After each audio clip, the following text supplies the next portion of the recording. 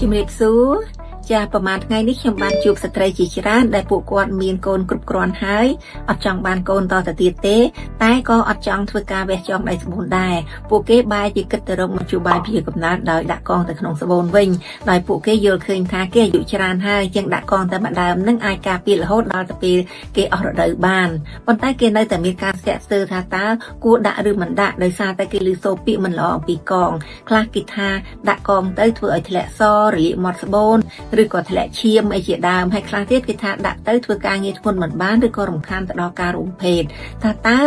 ការដែលឮព័ត៌មានទាំងអស់ហ្នឹងវាជាព័ត៌មានពិតឬក៏មិនពិតចាអញ្ចឹងថ្ងៃនេះខ្ញុំវិជ្ជបណ្ឌិតពឹងយុតិមាសូមធ្វើការបកស្រាយនៅចម្ងល់ជូនទៅដល់បងប្អូនស្ត្រីដូចខាងក្រោមនេះចាបើនិយាយអំពីកងដាក់ស្បូនវាគឺជាវត្ថុតូចមួយដែលមានទំហំប្រហែលជាប៉ុនឈើគូសប៉ុណ្ណោះដាក់ចូលទៅក្នុងស្បូនហើយវាទៅបំផ្លាញមេជីវិតបរិសុទ្ធហ្នឹងមិនឲ្យទៅជួបជាមួយនឹងពងញីរបស់ស្ត្រីដែលនោះជាកម្មករកំណើតនោះឯងចាក្រៅអំពីនេះវាអាចការពារប្រឆាំងទល់ទៅនឹងមហារីកសតវរដូវមហារីកមាត់ស្បូនហើយនឹងកាត់បន្ថយហានិភ័យនៃកូនក្រៅស្បូនថែមទៀតផងចាបើដូច្នេះហេតុអ្វីបានជាមានពាក្យទាំងអស់ខាងលើហ្នឹងតើវាជាការប្រឌិតឬក៏ជាមានខ្លះពិតមែនចាចឹងក្នុងនាមខ្ញុំដែលធ្វើការផ្នែកខាងសុខភាពបន្តពូជនិងសុខភាពផ្លូវភេទអស់រយៈពេលជាង30ឆ្នាំមកហើយនេះខ្ញុំបានធ្វើការសិក្សាស្រាវជ្រាវជាច្រើនហើយក៏បានជួបជាមួយនឹងស្ត្រីដែលបានដាក់កងជាច្រើនអ្នកមកហើយដែរឃើញថាពួកគេមានសមត្ថភាពល្អណាស់មិនមានបញ្ហាដូចដែលយើងរៀបរាប់ខាងលើទេក៏ប៉ុន្តែមិនមែនថាអត់សោះនោះទេគឺវាអាចមានដែរតិចតួចមួយចំនួនតូចគ្រាន់តែថាបញ្ហាទាំងអស់នោះមិនមែនមកអំពីកងទេវាមកពីបញ្ហាផ្សេងដែលខ្ញុំនឹងជម្រាបជូនម្ដងមួយដោយខាងក្រោមចាចំណុចទី1បើគេនិយាយថាដាក់កងស្បូនហើយធ្វើឲ្យមានការធ្លាក់សនោះខ្ញុំចង់ជម្រាបជូនថាជាធម្មតាមុននឹងធ្វើការដាក់កងគ្រូពេទ្យតែងតែណែនាំស្ត្រីឲ្យធ្វើការស្រាវជ្រាវរកមើលការករោគមើលទម្រង់ស្បូនហើយនឹងស្រាវជ្រាវរកមើលហានិភ័យផ្សេងចាបើសិនបើមានរកឃើញថាមានលក្ខខណ្ឌណាមួយដែលមិនសមស្របគេនឹងបណ្ដាក់ឲ្យទេក៏ប៉ុន្តែស្ត្រីមួយចំនួនតូចនោះគឺគាត់បដិសេធមិនព្រមធ្វើការស្រាវជ្រាវទេដែលគាត់យល់ឃើញថាគាត់ឈឺអីផងហើយអញ្ចឹងធ្វើអីនាំទៅវាខាតអស់ថវិកាទេអញ្ចឹងការដែលដាក់កងដែលមិនបានធ្វើការស្រាវជ្រាវត្រឹមត្រូវនឹងជាពិសេសមិនបានរកមើលការករោគនឹងវាអាចធ្វើឲ្យស្ត្រីនឹងទទួលរងនៃការធ្លាក់សរដោយសារការករោគដែលកើតមានមុនការដាក់កងនោះឯងចាទី2ដាក់កងទៅធ្វើឲ្យរលាកមាត់ស្បូនចាជាធម្មតាការរលាកមាត់ស្បូនវាកើតឡើងដោយសារការករោគដែលការករោគនឹងអាចបណ្ដាលមកពីស្ត្រីខ្លួនឯងឬក៏វាឆ្លងតាមពីដៃគូមកឬក៏មិនអញ្ចឹងទេវាកើតឡើងដោយសារការប្រើប្រាស់ផលិតផលទ្វារមាសដែលមិនត្រឹមត្រូវចាអញ្ចឹងនៅពេលណាដែលស្ត្រីមានការករោគហើយមិនបានទទួលការព្យាបាលឲ្យបានទាន់ពេលវេលាទេការមេរោគនឹងមិនបានរាលឡើងទៅលើរហូតទៅដល់ធ្វើឲ្យរលាកដំបូងហ្នឹងគឺថារលាកទ្វារមាសបន្ទាប់មកវាអាចឲ្យរលាកទៅដល់មាត់ស្បូនហើយរួចហើយបើយើងមិនបានព្យាបាលវានឹងរិលទៅទៀតដែលធ្វើឲ្យរលាកទៅដល់តួស្បូននិងចុងក្រោយធ្វើឲ្យរលាកទៅដល់អាងតាគៀកផងដែរអញ្ចឹងហើយបានជាកងដាក់ស្បូនមិនត្រូវបានណែនាំទៅដល់ស្ត្រីដែលមានដៃគូរួមភេទច្រើនឬក៏មានដៃគូតែមួយតែដៃគូរបស់គាត់នឹងមិនមានភាពស្មោះត្រង់ហើយមានដៃគូផ្សេងទៀតចាចំណុចទី3គឺគេនិយាយថាដាក់កងទៅធ្វើឲ្យមានការធ្លាក់ឈាមចាការពិតកងដាក់នៅក្នុងស្បូននៅពេលដែលយើងដាក់ចូលទៅវាអាចធ្វើឲ្យឈាមរដូវរបស់ស្ត្រីនឹងច្រើនជាងមុនបន្តិចដែលនេះវាជាលក្ខខណ្ឌល្អសម្រាប់ស្ត្រីដែលគាត់មានឈាមរដូវតិចហើយចង់បានរដូវច្រើនចាប៉ុន្តែវាមិនធ្វើឲ្យប៉ះពាល់ទៅដល់វដ្តរដូវទេមានន័យថាបើសិនបើរដូវស្ត្រីនឹងវដ្តរដូវរបស់គាត់ធម្មតាទៀងទាត់វានៅតែទៀងទាត់ដដែលបើវាមិនទៀងទាត់វានៅតែមិនទៀងទាត់ដដែលចាអ្វីដែលកើតឡើងក្រោយអំពីការដាក់កងហ្នឹងភាគច្រើនយើងរកឃើញថាវាមកពីមានបញ្ហានោះមានដូចជាស្ត្រីនឹងស្រាប់តែគាត់មានដុំដែលកើតឡើងក្រោយអំពីការដាក់កងឬក៏គាត់មានការករោគរលាកដែលកើតឡើងក្រោយដាក់កងឬក៏មិនអញ្ចឹងទេគាត់មានជំងឺដែលយើងហៅថាជាវិបត្តិអរម៉ូនដូចជាជំងឺកង្វះក្រពេញកជំងឺអរ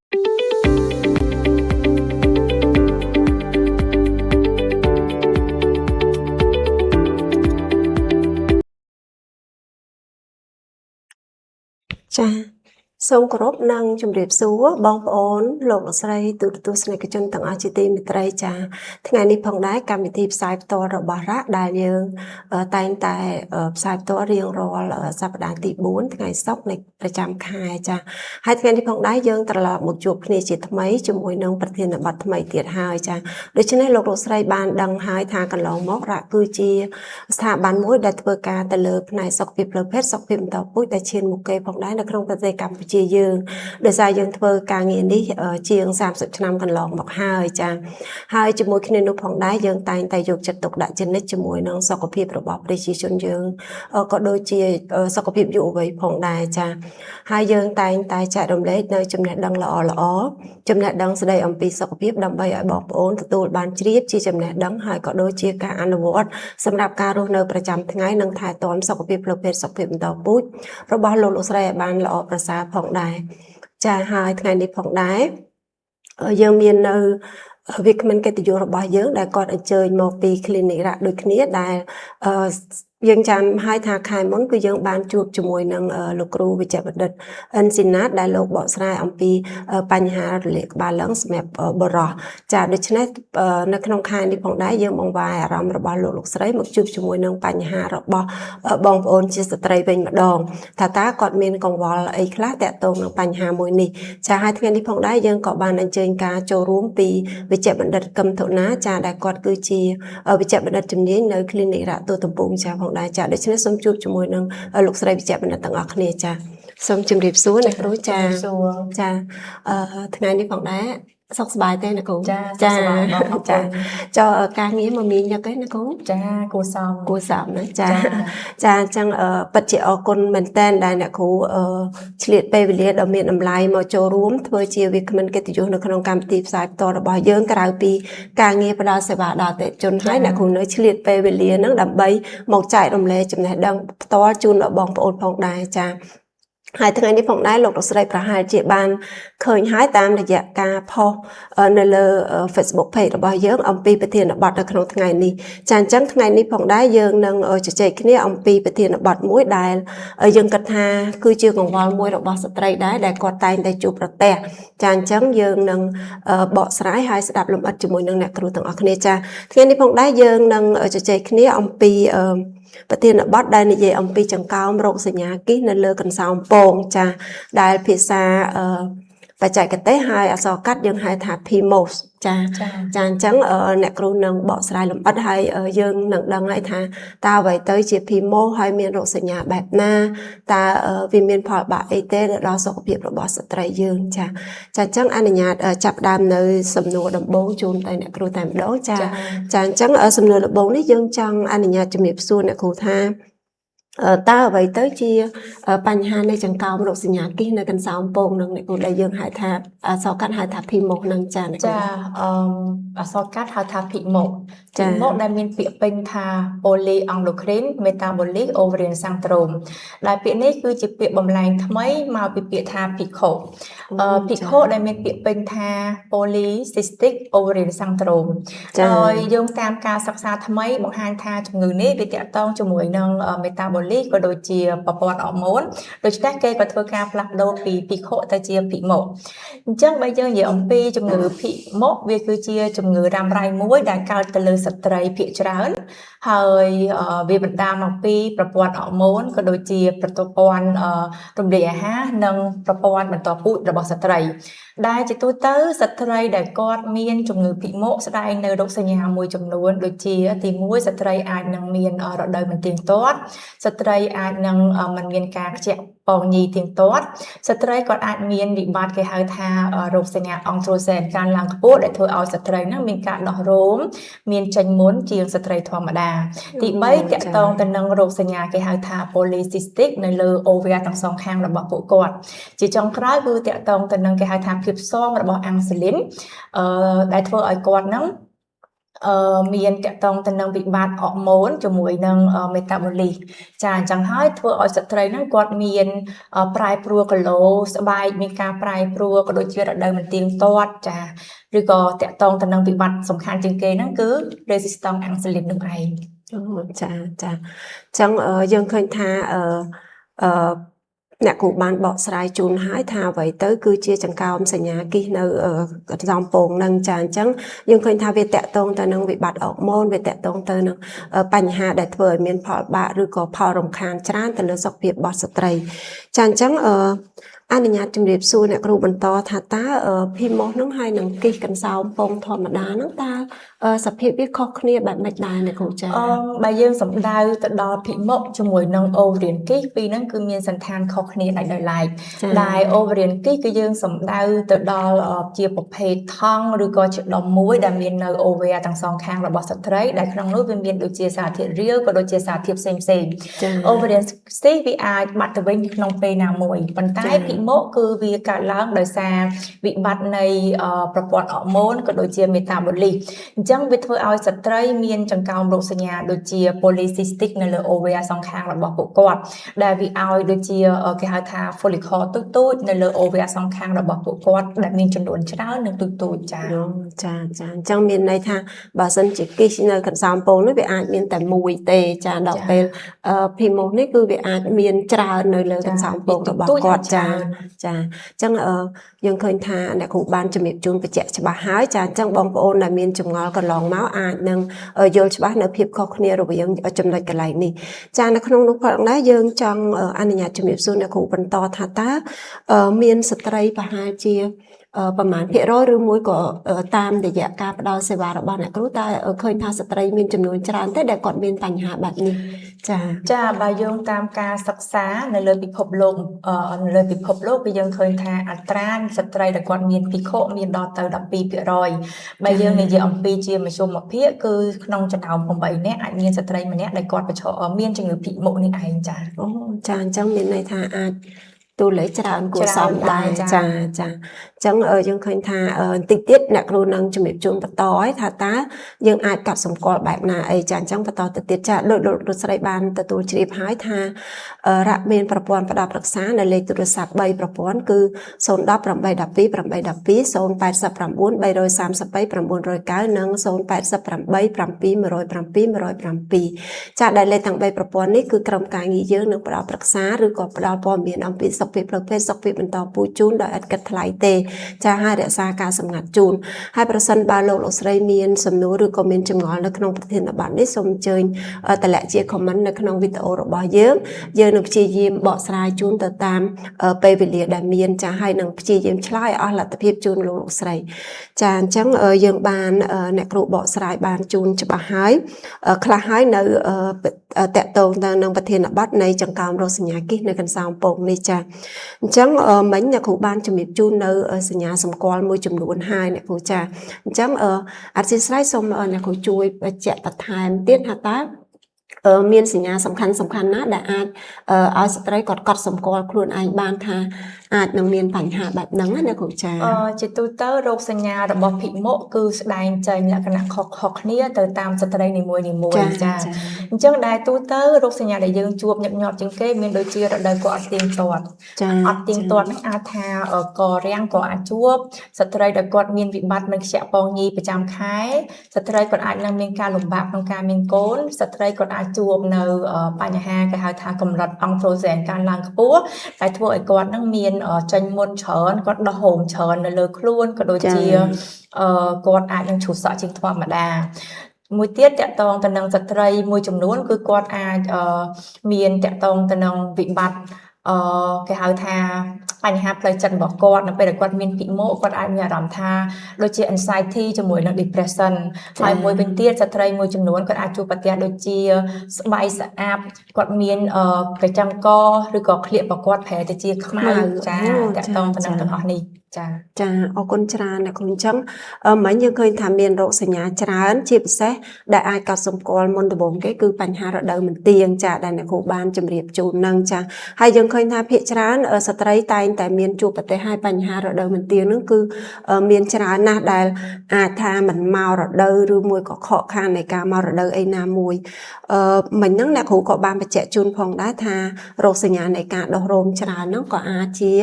ផ្នែកមួយនៃសញ្ញាដែលយើងអាចកត់សម្គាល់បានដែរអញ្ចឹងយើងដឹងហើយថាស្ត្រីមិនមានរោមនៅលើរាងកាយហ្នឹងខ្លាំងទេចាចំណែកបុរសបានគាត់មានច្រើនជាងអញ្ចឹងកន្លែងនេះដោយអ្នកគ្រូបានជម្រាបជូនចឹងបងប្អូនជាពិសេសបងប្អូនស្ត្រីគាត់អាចកត់សម្គាល់នៅសញ្ញាមួយចំនួនសំខាន់ដែលអ្នកគ្រូបានជម្រាបជូននឹងចាអញ្ចឹងអនុញ្ញាតជំរាបសួរអ្នកគ្រូបន្តទៀតថាតើតកតងនឹងការឡើងទម្ងន់ខ្លាំងដែរទេអ្នកគ្រូជាសញ្ញានៃការជំងឺភីម៉ូសនឹងដែរឬក៏អត់ទេអ្នកគ្រូស្ត្រីដែលគាត់មានភីម៉ូសដោយជំរាបបំបញ្ញមកអញ្ចឹងគឺគាត់អាចនឹងមានការឡើងគីឡូច្រើនហើយការឡើងគីឡូគាត់ហ្នឹងក៏ពិបាកក្នុងការសម្រស់ដែរហ្នឹងក៏ជាកត្តាមួយដែរចាអញ្ចឹងអាការឡើងគីឡូនោះគឺវាអាចថានឹងគាត់នឹងមានឡើងជាបន្ត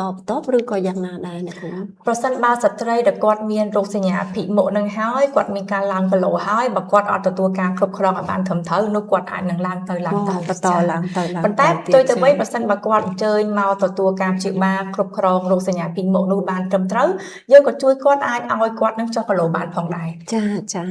ចាមិញហ្នឹងនេះខ្ញុំចាប់អារម្មណ៍ថងជំរាបអ្នកគ្រូជំរាបថាសញ្ញាហ្នឹងក៏អាចមានឡើងមុនដែរអ្នកគ្រូចាអញ្ចឹងតើការឡើងមុនហ្នឹងវាអាចមាននៅលើមុខទាំងដងខ្លួនដែរឬក៏យ៉ាងណាអ្នកគ្រូចាអាចមានទាំងពីរចាអូចាអញ្ចឹងមានន័យថាបើសិនជាគាត់មានអាការៈប្លែកដូចជាឡើងមុនហ្នឹងខ្លាំងខុសពីធម្មតាហ្នឹងក៏យើងត្រូវចាប់អារម្មណ៍ទៅលើបញ្ហានេះដែរចាអញ្ចឹងអរគុណច្រើនអ្នកគ្រូសម្រាប់ការជម្រាបជូននៅរោគសញ្ញាសំខាន់មួយចំនួននេះហើយយើងអនុញ្ញាតមើលនៅ comment របស់ប្រិមត្តយើងសិនចា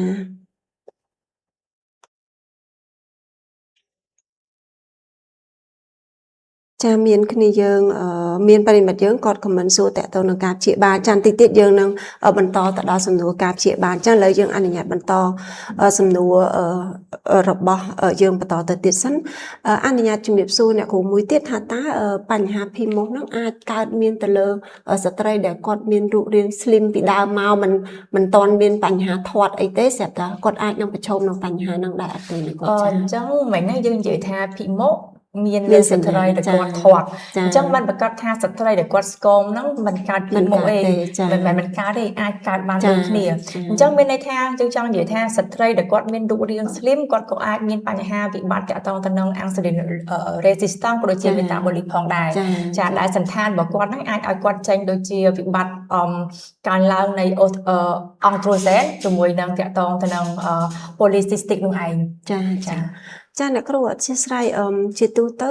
យើងសង្កេតឃើញថាកើតមានលើស្ត្រីអាយុខ្ទង់ប្រហែលចន្លោះណាដែរជាទូទៅគេមិនបានកំណត់ពីអាយុទេប៉ុន្តែគេអាចនិយាយបានថាចំពោះស្ត្រីពេញវ័យអូអញ្ចឹងមានន័យថាចាប់ដើមពីពេញវ័យទៅគាត់អាចនឹងមានឱកាសចាអរគុណច្រើនអ្នកគ្រូដែលបានបកស្រាយនៅសំណួររបស់យើងចាជាបន្តស្ត្រីគាត់តែងតែមានកង្វល់ហើយអ្នកគ្រូថាតើបើសិនបើគាត់មានបញ្ហាបែបហ្នឹងអញ្ចឹងតើបើគាត់អញ្ជើញមកពីគ្រូជាមួយគ្រូពេទ្យតើគាត់នឹងត្រូវធ្វើការពិនិត្យទៅលើរាងកាយឬមួយក៏ត្រូវតេស្តឈាមឬក៏ត្រូវធ្វើអេកូសាសឬក៏អីអញ្ចឹងណាគ្រូចាអញ្ចឹងបើយើងនិយាយអំពីការធ្វើរោគវិនិច្ឆ័យទៅលើស្ត្រីដែលគាត់មានភីម៉ូសំទោសភីម៉ូគឺយើងមិនអាចយោងតាមតែការពិនិត្យតែមួយមុខនោះទេគឺគ្រូពេទ្យយើងនឹងត្រូវធ្វើការសាកសួរប្រវត្តិក៏ដូចជាស្វែងរករោគសញ្ញាដែលគាត់កំពុងតែមានក៏ដូចជាយើងអាចធ្វើអេកូដើម្បីពិនិត្យថាតើគាត់កំពុងតែមានរោគសញ្ញា follicle គិសទូចៗតែ ovaria របស់គាត់អត់ហើយមួយវិញទៀតយើងក៏អាចធ្វើតេស្តឈាមដើម្បីកំណត់កម្រិតអរម៉ូនមួយដែលមានឈ្មោះថា AMH ថាតើគាត់កំពុងតែមានភីម៉ូនឹងដែរឬទេមួយវិញទៀតគេអាចឲ្យលក្ខខណ្ឌ3យ៉ាងទាក់ទងទៅនឹងរោគសញ្ញាភីម៉ូដើម្បីធ្វើការកំណត់ដែលរោគសញ្ញាទាំង3នោះរួមមានរដូវមិនទៀងទាត់ស្ត្រីដែលគាត់មិនមានការបញ្ចេញពណ៌ញីស្ត្រីដែលគាត់កំពុងតែមានវិបត្តិអង្គត្រូសែនការឡើងខ្ពស់ដែលដូចជំរាបមកអញ្ចឹងគឺដង្ហូរមានចេញមុនជ្រុះសក់ច្រើនចាមួយវិញទៀតគឺតាក់ទងទៅនឹង follicle ទូចៗនៅ ovaria របស់គាត់អញ្ចឹងប្រសិនបើគាត់មាន2នៅក្នុងចំណោម3នោះគឺយើងអាចកំណត់ពីសញ្ញាភីម៉ូបានហើយចា អរគុណច្រើនអ្នកគ្រូបានបញ្ជាក់ជូនច្បាស់ហើយអំពីការធ្វើរោគវិនិច្ឆ័យដើម្បីថាតើគាត់មានបញ្ហាហ្នឹងដែរឬក៏អត់ចាអញ្ចឹងអ្នកគ្រូបានជម្រាបជូនពីវិធីសាស្ត្រក្នុងការពិនិត្យដើម្បីស្រាវជ្រាវរកបញ្ហានេះអញ្ចឹងអនុញ្ញាតជម្រាបសួរអ្នកគ្រូបញ្ជាក់ថាបើសិនជាឧទាហរណ៍ថាមានស្ត្រីម្នាក់គាត់អូនតែរកបញ្ហាជ្រុះសក់ឬមួយក៏គាត់មានចេញមុននៅលើមុខអីអញ្ចឹងអាហ្នឹងក្នុងករណីនេះយើងអាចថានឹងផ្ដល់យោបល់ឲ្យគាត់មកពិនិត្យបញ្ហាហ្នឹងដែរមែនទេអ្នកគ្រូបើសិនជាករណីរោគសញ្ញារបស់ភិមុខមានថាគាត់ជ្រុះសក់ច្រើនជាងធម្មតាហើយការចេញមុនរបស់គាត់នឹងច្រើនជាងធម្មតាហើយការព្យាបាលរបស់គាត់ចេះតែអត់ធូរស្រាលសោះអាហ្នឹងគាត់ត្រូវតែអញ្ជើញមកពិគ្រោះជាមួយនឹងខាងគ្រូពេទ្យតាក់ទងទៅនឹងបញ្ហាភិមុខហ្នឹងហើយចាព្រោះជាធម្មតាយើងតែងតែគិតថា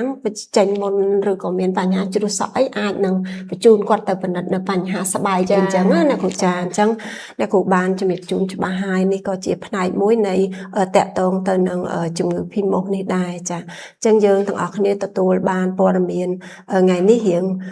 បានដឹងអ្វីបន្ថែមថ្មីហើយដែលជាចំណេះដឹងល្អសម្រាប់ស្ត្រីមួយចំនួនដែលគាត់មានជួបប្រទះបញ្ហានេះចាអញ្ចឹងមួយទៀតដែលបារម្ភបំផុតព្រោះអ្នកគ្រូបានជំរាបជូនថារោគសញ្ញាមួយនោះគឺมันមានការខ្ជាក់មេជីវិតញីអញ្ចឹងមានន័យថាបើសិនជាស្ត្រីមានវិបត្តិក្នុងការខ្ជាក់មេជីវិតញីនេះវាច្បាស់ជាមានប៉ះពាល់ទៅលើវិបត្តិនៃការពិបាកមានកូនហើយមែនទេអ្នកគ្រូចាតើដល់ជំងឺចាភិមុខវាគឺជាមូលហេតុមួយក្នុងចំណោមមូលហេតុជាច្រើនដែលធ្វើឲ្យស្ត្រីពិបាកក្នុងការមានកូនតែមិនមែនមានន័យថាគ្រប់ស្ត្រីដែលគាត់មានភិក្ខុគាត់មិនអាចមានកូនបាននោះទេអញ្ចឹងបើសិនគាត់មានរោគសញ្ញាដូចដែលនាងខ្ញុំជំរាបជូនហើយគាត់មានបំណងចង់បានកូនហើយគាត់ព្យាយាមចង់បានកូនវាយូរហើយប៉ុន្តែមិនទាន់បានជោគជ័យអញ្ចឹងគាត់អញ្ជើញមកជួបគ្រូពេទ្យដើម្បីយើងមានវិធីសាស្ត្រក្នុងការគ្រប់គ្រងជួយជំរុញឲ្យគាត់មានការខ្ជាក់ពងញីក៏ដូចជាជំរុញឲ្យគាត់មានឱកាសខ្ពស់ក្នុងការមាន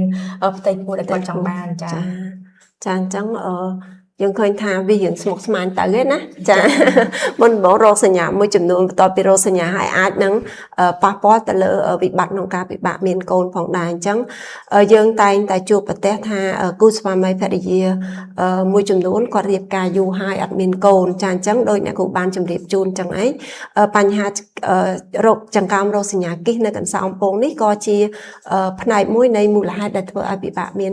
បុត្រដូចគ្នាផងដែរអញ្ចឹងប្រសិនបើគូស្វាមីភរិយាឬក៏ដៃគូដែលជួបនៅបញ្ហានេះគូអាចអញ្ជើញមកពិគ្រោះជាមួយនឹងគ្រូពេទ្យជំនាញដើម្បីរកមូលហេតុឲ្យបានច្បាស់លាស់ថាតើ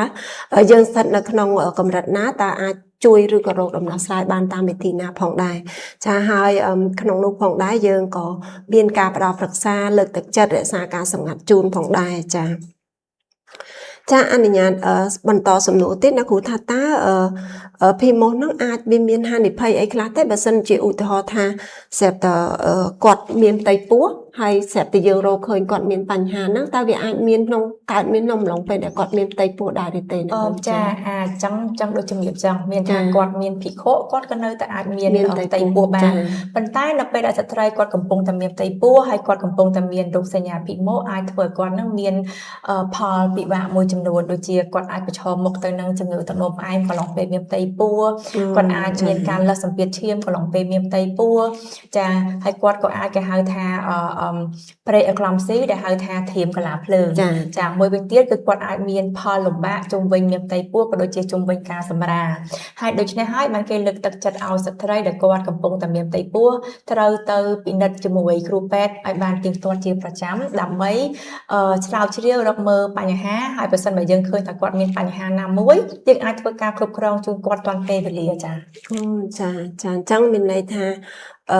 ស្ត្រីមានផ្ទៃពោះចាអធិស្ឋានស្ត្រីមានផ្ទៃពោះគឺគាត់ក៏អាចមានប្រឈមនឹងបញ្ហានឹងដែរហើយផលវិបាកមិញអ្នកគ្រូបានជំរាបជូនមានច្រើនហើយយើងឃើញថាសុទ្ធតែផលវិបាកនឹងរៀងធ្ងន់ធ្ងរដែរដូចជាទឹកនោមផ្អែមអីគឺយើងដឹងហើយថាជាជំងឺមួយដែលពិបាកក្នុងការព្យាបាលឲ្យជាដាច់ហើយត្រូវការព្យាបាលជាប្រចាំលំហាត់ប្រាណរបបអាហារអីផងដែរចាអញ្ចឹងយើងឃើញថាបញ្ហានេះគឺជាផ្នែកមួយដែលសំខាន់ដែលស្ត្រីគ្រប់រូបត្រូវយកចិត្តទុកដាក់ជាពិសេសគឺយើងត្រូវបង្ការឬក៏ព្យាបាលបែបណារកដំណោះស្រាយឲ្យបានទាន់ពេលវេលាជៀសវាងនៅផលវិបាកដោយដែលអ្នកគ្រូបានជម្រាបជូនមុននឹងចឹងចាសូមអនុញ្ញាតមើលសំណួរប្រិមិត្តយើងបន្តសិនចាមាន ប្រិមត្តយើងគាត់សួរថាតើជំងឺហ្នឹងអាចកើតឡើងលើបរិសុទ្ធដែរឬទេអ្នកគ្រូ បើយើងនិយាយពី ចា ពីមកគឺវាមានរោគសញ្ញាទៅលើអូវែរមានហៅកសោ ចា ពង កសោ សង ពង ខាង ចា អញ្ចឹងវាអត់អាចកើតលើបុរស បរិសុទ្ធទេព្រោះបរិសុទ្ធគាត់អត់មានកសោពង ចា ទេ ចា ចា ចាអរគុណច្រើនសម្រាប់ប្រិមត្តរបស់យើងដែលបានផ្ញើជាសំណួរចា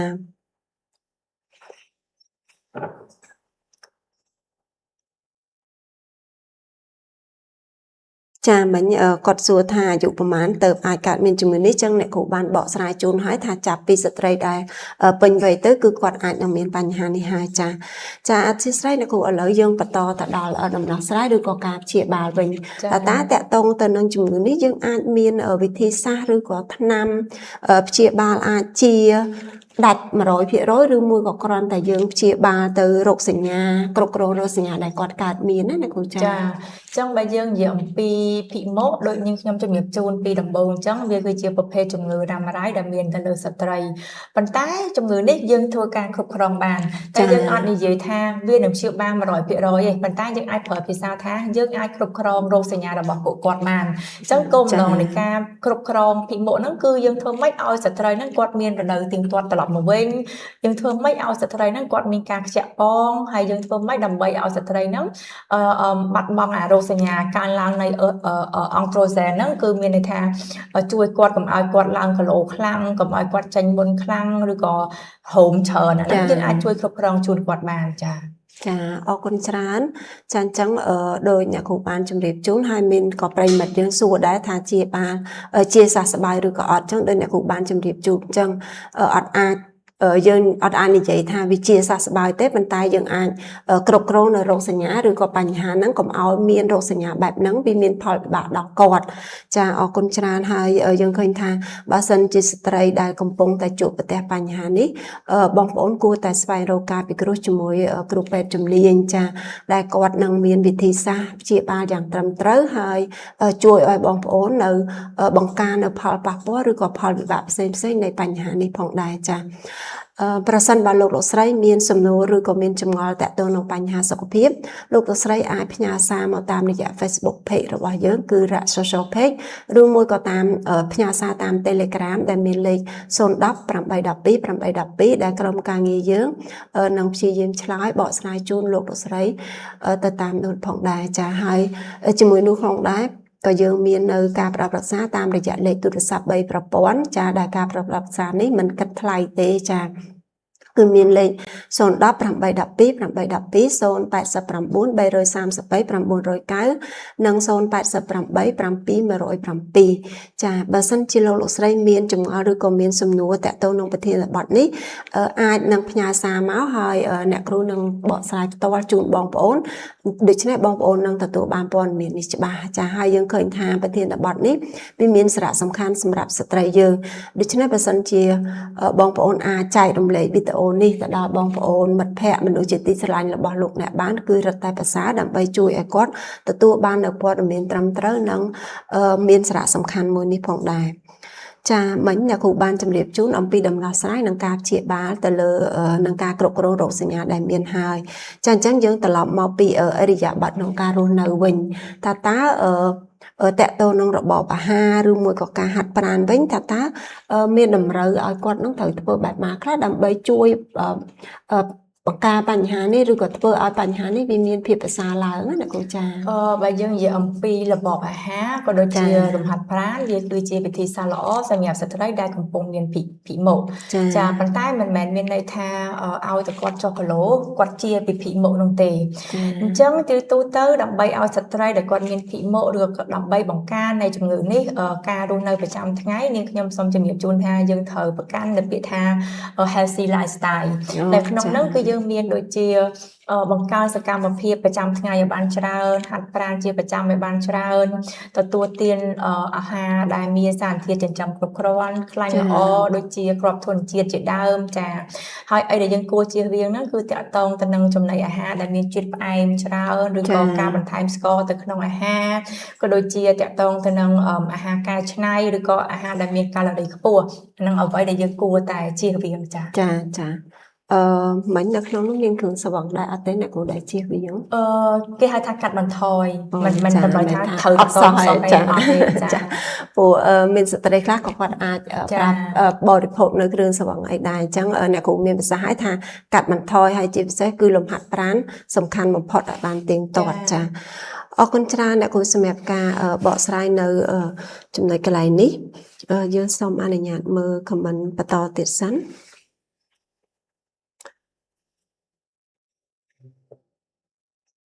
ចាមានប្រិយមិត្តយើងគាត់សួរថាការកើតមុននៅលើផ្ទៃមុខច្រើនហ្នឹងកើតជាប្រចាំតើវាអាចជាសញ្ញានៃជំងឺ PMOS ឬមួយក៏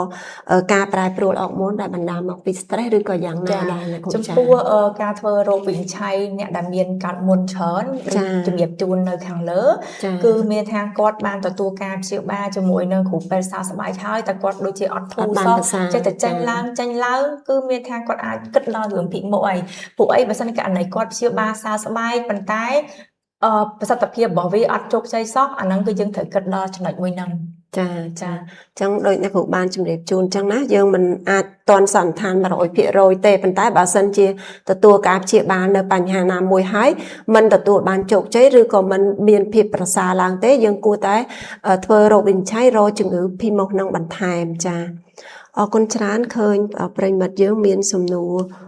ល្អៗច្រើនដែលតាក់ទងនឹងប្រធានបទនេះចា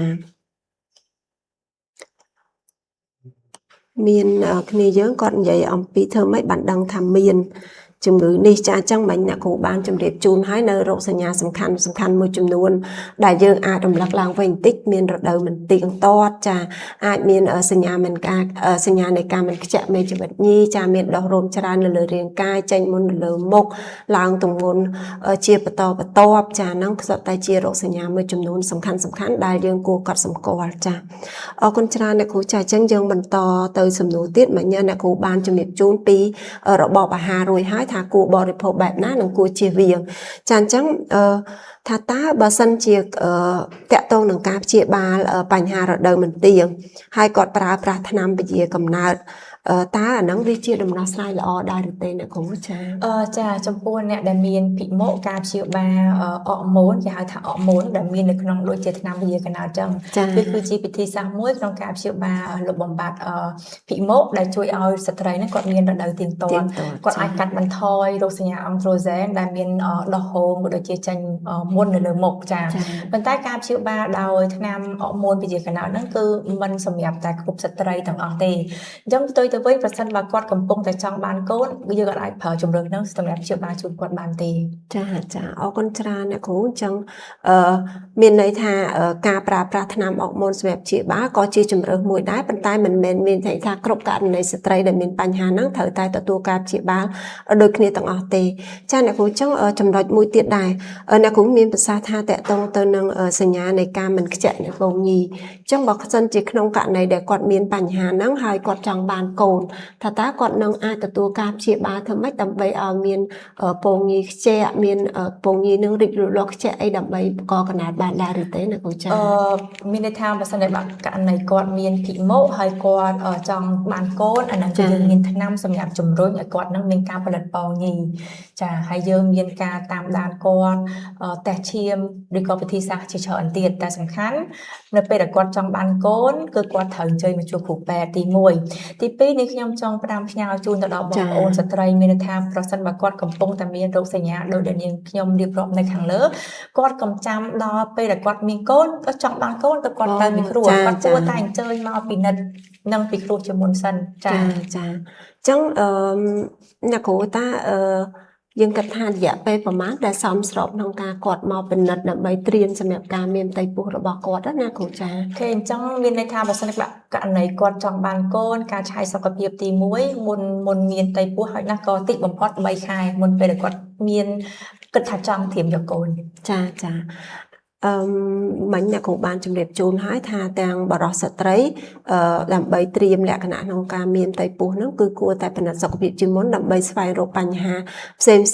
hai dương rô đầm nó sai ban toàn về vị lý chia sẻ này cũng cho bà sân chịu to thà quạt miên bánh hà phi một nâng hai chẳng bà sân chỉ quạt trong bàn cồn ta dạ về nông ca chỉ bà nó vì ai ở du đai tết nhà cũng làm bấy oi sản phiệp sọc việc quạt nông bàn xa lá nâng ai miên là tập phiệp nông ca bằng co bài dương về ông pi ca chiều ba phị mốt cứ vì tiêm tiền vì bị vẹn miền này tham vì thật tê lơ sạch trầy thà ta quạt trong trăm bạn rột sinh nhà tặng từ quạt trong miền cố được cả quạt trong miền phìm chẳng dân ai thôi ca thằng thầy chà đập bay thôi ca phở sót nó ca chùm rồi quạt miền ca chạm bong nhì chà con tràn chẳng dương khơi tha để dạy bên này các chị bá cứ asai từ lơ rốc sinh nhà rồi bọc quạt đại miến hay và sợ tập hiệp này cả chị bà đài trong cá nè khác quạt chị bà tới có tụ bàn phò lươn phòng đài chẳng ở bên thôi ai dạy bên nó mình ốp lại tiền chẳng bà sân bà lột sấy đưa xa dương khơi tha bành hà ní cứ việc tẹt tông từ nâng bành hà này cả bằng co cùng nào chẳng bà sân bà đài cứ đưa có spa mai phải để để miệng mầm non trong bọt nhưng cô ta sai sẽเป็นนัดเราเมื่อปัญหาหรือก็หาในภายในการประชุมต่างออกนี้ได้เพื่อเอาเมียนสวัสดิภาพต่างออกนี้ของได้จานจังสมอนุญาตบรรทอนโดยสำนวนระบบปริมาณยังเตียดจาเมียนกอดสูทาตาอากาศเมียนไปหายเจียประมาณเพียร้อยแต่เลยสตรีchà hai nâng mình còn xua dụ đá ta dụ nè cũng ban cho mình chun hai ta chụp bùa bị rối mình ha ở ca để quạt miền bị mộ nó từ lời sợi trai này lời bị phập lô cứ miền đọc pi bị rối sợi trai đầm miền chụp bị mộ chà hai nè cũng ban chấm đẹp muốn tha khôn cho nó bầm bậy nè miền mà nè chà chân dùng khơi thaอัตราผู้พได้จะให้นี่คือยังเชื่อท่าไปเชี่ยจนหรือก็ไปมันยังต้องเอาขลองม้ายังดังสกอลพิโกจะมันตายเลยนี่คือviệcโดยขี้เตะปีนั่งโดยซาปัจจุบันคือเก็บปลามาเชี่ยพิมพ์นี่เป็นหายจะเหมือนเนี่ยครูบ้านจะมีจูนให้ท่าไปนะกูแต่จับดาวมาจูไปครูจมูกนั่งครูเป็ดจะจันจังยังสมบันต่อสมนุเตยติดท่าตาmiền mình được bảo hai giờ ban vậy cha chẳng thà ta miền ở cả tha phải chôm ấy xem thì tết là cụ đại sợi trai nó còn an đôi chị ấy dạ bọt đường mùi cỏ cá pra thằng nam được ấy thà ta mùi là hai rồi có chia cả ta phải chôm ấy xem tết đặt vừa ở sợi trai nó an miền là an tên này cũng chấm pua cả ta phải chôm một nó cứ chấm bó cứ dương cực từ đo sợi trai đã cọt miền ở thì mùi cứ lồ bọc quạt là kháng pi cứ sợi trai đã cọt miền ở vị bát ọ mồnสำคัญคือองโตรเซนนูไอจานจังเมียนกระตาประชมปีบรรทายเป็นนุจาโดยนักขุบานจมีจูนจังให้บองปอนต่างๆนี้ดังให้ทาปัจจุบันนี้ลมหัดพรานคือชีวิตที่สามมวยได้เป็นนิยมได้ใหญ่ร่วมยังอาทา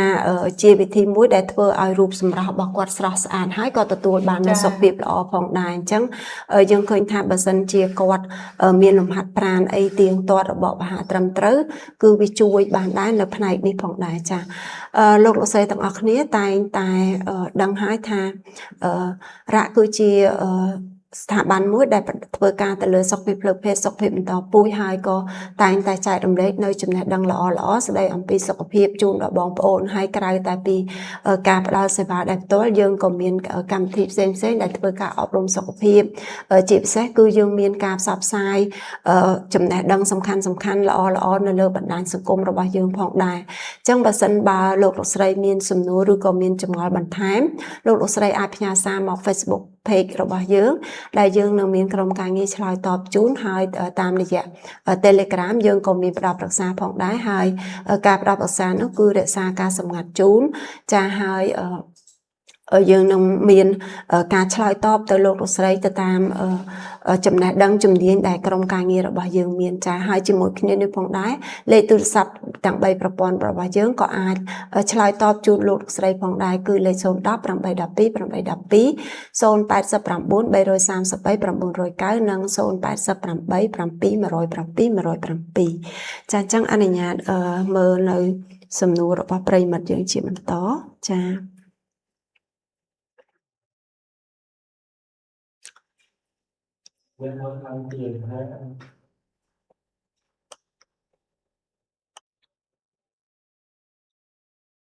ចាដូចជាអត់មានខមមិនអីទៀតទេចាអញ្ចឹងតកតងទៅនឹងបញ្ហានេះផងដែរថាតើបើសិនជាស្ត្រីគាត់មានវិបត្តិផ្លូវចិត្តណាអ្នកគ្រូថាតើវាមានជះឥទ្ធិពលអីបន្ថែមទៅលើជំងឺរបស់គាត់ដែរទេអ្នកគ្រូអញ្ចឹងជាចុងក្រោយតកតងទៅនឹងបញ្ហាវិបត្តិផ្លូវចិត្តដែលនាងខ្ញុំជំរាបជូនអញ្ចឹងនៅពេលដែលគាត់មានពិមោគាត់នឹងអាចមានអារម្មណ៍ depression ក៏ដូចជា anxiety អញ្ចឹងស្ត្រីមួយចំនួនគាត់អាចនឹងគិតថាគាត់ធាត់ពេកទៅគាត់មានពិមោគាត់មានពិមោទៅធ្វើឲ្យគាត់នឹងមិនមានកូនចាអញ្ចឹងស្ត្រីខ្លះក៏គាត់គិតថានៅពេលដែលគាត់មានរោគសញ្ញាភិមោគាត់ធាត់គាត់ចាញ់រោមគាត់ជ្រុះសក់អញ្ចឹងជាកត្តាមួយដែលធ្វើឲ្យគាត់បាត់បង់ទំនុកចិត្តអញ្ចឹងនាងខ្ញុំចង់លើកទឹកចិត្តទៅដល់បងប្អូនស្ត្រីទាំងអស់សូមកុំមានការបន្ទោសបើសិនជាករណីយើងមានជំងឺភិមោនេះហើយមានន័យថាគ្រប់បញ្ហារោគសញ្ញារបស់ភិមោទាំងអស់គឺយើងអាចធ្វើការគ្រប់គ្រងបានអញ្ចឹងប្រសិនបើបងប្អូនស្ត្រីកំពុងតែជួបរោគសញ្ញាដោយដែលនាងខ្ញុំរៀបរាប់សូមអញ្ជើញមកគ្រោះជាមួយនឹងគ្រូពេទ្យសិនចា៎កុំដាក់បន្ទុកទៅលើខ្លួនយើងហើយក៏កុំយករាងកាយយើងទៅប្រៀបធៀបជាមួយនឹងស្ត្រីដទៃចាចាអញ្ចឹងនេះយើងឃើញថាសំខាន់ណាស់ភាគច្រើនយើងដឹងហើយថាស្ត្រីនៅពេលដែលមានបញ្ហាសុខភាពឬក៏ជាពិសេសបើសិនជាគាត់ជួបនៅវិបត្តិមិនមានកូនវិញពេលខ្លះវាមានបញ្ហានៅក្នុងក្រុមគ្រួសារទៀតក៏មានដែរចាអញ្ចឹងយើងទាំងអស់គ្នាគួរដោយអ្នកគ្រូមានប្រសាសន៍អញ្ចឹងមិនគួរដាក់បន្ទុកទៅលើស្វាមីឬក៏ភរិយាជួនកាលពេលខ្លះទៀតគឺភរិយាខ្លួនឯងក៏មានអារម្មណ៍ថាមកពីគាត់ជាអ្នកមូលហេតុចាអញ្ចឹងយើងកុំឲ្យមានសម្ពាធបញ្ហានេះព្រោះរឿងនេះសុទ្ធតែជាបញ្ហាដែលយើងអាចបង្ការនិងដោះស្រាយបានទេមិនមានគ្រោះថ្នាក់អីធ្ងន់ធ្ងរឬក៏គ្មានដំណោះស្រាយអីតទៅសោះទេចាអញ្ចឹងបងប្អូនទាំងអស់គ្នាគួរតែយកចិត្តទុកដាក់ទៅលើបញ្ហាសុខភាពរបស់ខ្លួនឯងហើយក៏ដូចជាសុខភាពរបស់ដៃគូផងដែរចាអធិស្ឋានអ្នកគ្រូចុះបើសិនជា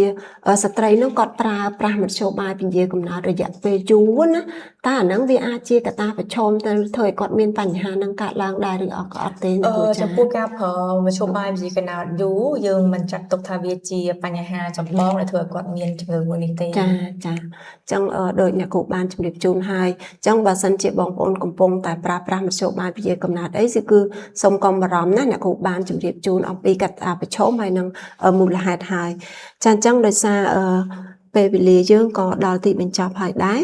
ហើយក៏អត់ឃើញមានប្រិមិត្តយើងមានសំណួរអីបន្ថែមទៀតដែរគឺដោយសារគាត់បញ្ជាក់ទៀតតកតូនទៅនឹងរោគសញ្ញាហើយអ្នកគ្រូក៏បានជម្រាបជូនហើយដែរហើយតកតូននឹងការព្យាបាលយើងក៏បានជម្រាបជូនផងដែរណាចាអធិស្ឋានអ្នកគ្រូអញ្ចឹងបើសិនជាដើម្បីបង្ការបញ្ហានេះជាទូទៅគាត់ថាគួរតែពិនិត្យសុខភាពហ្នឹងរយៈពេលប្រហែលឆ្នាំគួរតែពិនិត្យម្ដងអ្នកគ្រូចា៎អូខេអញ្ចឹងបើយើងនិយាយអំពីការពិនិត្យសុខភាពជាទូទៅគឺយើងតែងតែណែនាំឲ្យស្ត្រីគួរតែពិនិត្យរៀងរាល់មួយឆ្នាំម្ដងនិយាយទៅមិនមែនមានន័យថាតែស្ត្រីទេមានន័យថាបុរសស្ត្រីការពិនិត្យសុខភាពរៀងរាល់មួយឆ្នាំម្ដងគាត់បីគួរតែធ្វើចាហើយចំពោះសួរថាតើពេលណាយើងត្រូវគាត់ចង់ដឹងថាតើពេលណាយើងគួរទៅពិគ្រោះជាមួយនឹងគ្រូពេទ្យបើសិនជាយើងគិតថាយើងមានភិមោអញ្ចឹងនៅពេលដែលយើងគិតថាយើងមានភិមោដោយរោគសញ្ញាដែលយើងចង់រៀបរាប់អញ្ចឹងគាត់បើសិនករណីគាត់មានរោគសញ្ញាមួយណាក្នុងចំណោមនោះហើយគាត់អាចទៅពិគ្រោះជាមួយគ្រូពេទ្យបានកុំចាំរហូតដល់ពេលគាត់គិតថាខ្ញុំចង់បានកូនទៅខ្ញុំទៅពិនិត្យមួយគ្រូពេទ្យអាហ្នឹងវាអាច take time កាន់តែយូរចា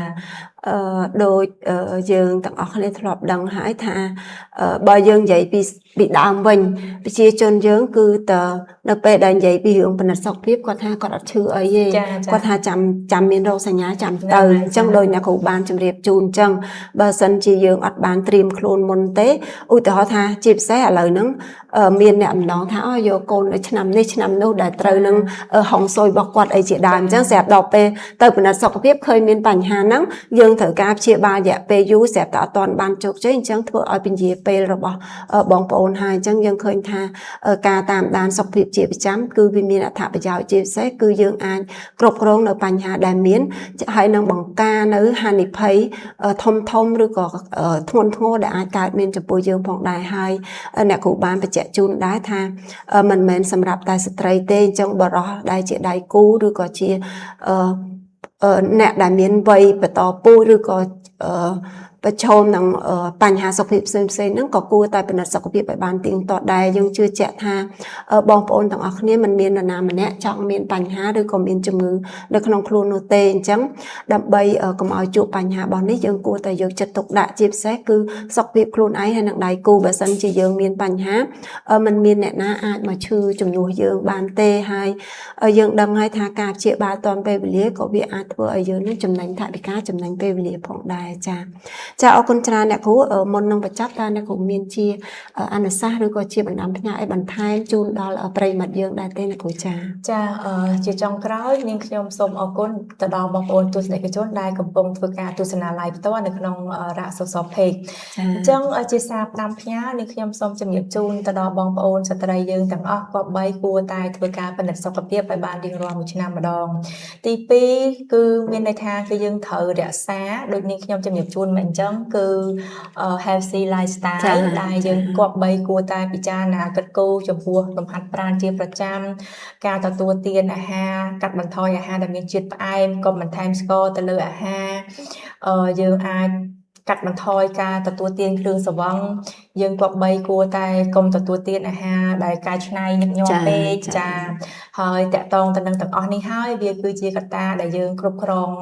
អាំងស៊ូលីនរបស់ពួកយើងដើម្បីកុំឲ្យយើងប្រឈមមុខទៅរកបញ្ហាជំងឺមួយនេះចាអរគុណច្រើនអ្នកគ្រូដែលបានចំណាយពេលវេលាដ៏មានតម្លៃចូលរួមបកស្រាយក៏ដូចជាផ្ដល់នៅចំណេះដឹងហើយយើងជឿជាក់ថាប្រធានបទមួយនេះមានសារៈសំខាន់ណាស់ជាពិសេសគឺចំពោះស្ត្រីដែលគាត់កំពុងតែជួបប្រទះនៅបញ្ហានេះផងដែរចាអញ្ចឹងដូចអនុសាសន៍អ្នកគ្រូបានជំរាបជូនថាបើសិនបើមានបំណងក្នុងការពិនិត្យសុខភាពអីឬមួយក៏មានបំណងក្នុងការយកបទហ្នឹងយើងគួរតែស្វែងរកគ្រូពេទ្យជំនាញដើម្បីពិភាក្សាមុនពេលដែលយើងចាប់ផ្ដើមនៃការក្រងនៃការមានផ្ទៃពោះរបស់យើងចាហើយការពិនិត្យសុខភាពជាទៀងទាត់គឺចាំបាច់និងមានសារៈសំខាន់ណាស់ហើយយើងដឹងហើយថាឥឡូវនេះយើងមានជំងឺច្រើនអញ្ចឹងដែលអាចបង្ការបានអញ្ចឹងបើសិនជាយើងបានពិនិត្យជាទៀងទាត់នោះយើងនឹងជៀសផុតពីបញ្ហាទាំងអស់ហ្នឹងចាហើយជាថ្មីម្ដងទៀតក៏សូមអរគុណហើយនឹងសូមគ្រប់ជូនពរអ្នកគ្រូជួបប្រទះតែនឹងសុខភាពល្អចាហើយទទួលជ័យជំនះរាល់ភារកិច្ចហើយក៏ជាវិជ្ជបណ្ឌិតមួយដែលឆ្នើមដើម្បីផ្ដល់សេវាព្យាបាលជូនដល់ប្រជាជនទាំងអស់គ្នាដើម្បីឲ្យគាត់ទទួលបាននូវសុខភាពល្អចាហើយយើងនឹងសន្យាជួបគ្នានៅខែក្រោយជាមួយនឹងប្រធានបទថ្មីទៀតចាសូមអរគុណនិងសូមគោរពលាផងដែរចា